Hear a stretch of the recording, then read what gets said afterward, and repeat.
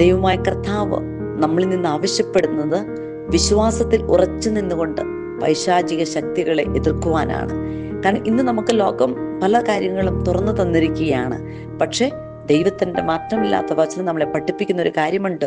1 പത്രോസ് എഴുതിയ ലേഖനത്തിലെ 5-ാം അധ്യായത്തില്, നിങ്ങളുടെ ശത്രുവായ പിശാച് അലറുന്ന സിംഹത്തെ പോലെ ആരെ വിഴുങ്ങണമെന്നറിയാതെ അന്വേഷിച്ചുകൊണ്ട് നടക്കുകയാണ്. അതുകൊണ്ട് നമ്മൾ സമചിത്തതയോടെ ഉണർന്നിരിക്കേണ്ട സമയമാണ്. വിശ്വാസത്തോടെ ഈ ലോകത്തിന്റെ എല്ലാ തിന്മയുടെ ശക്തികളെ നേരിടാൻ നമ്മൾ തയ്യാറായി നിൽക്കേണ്ട സമയമാണ്.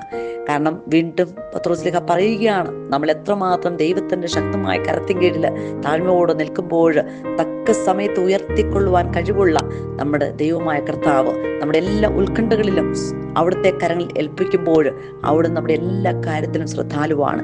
നമുക്ക് വിശ്വസിക്കാം, നമുക്ക് പ്രാർത്ഥിക്കാം. വചനത്തിന്റെ ആഴങ്ങളിലേക്ക് കർത്താവെ എൻ്റെ ജീവിതത്തെ അവിടെ നയിക്കണമേ എന്ന്.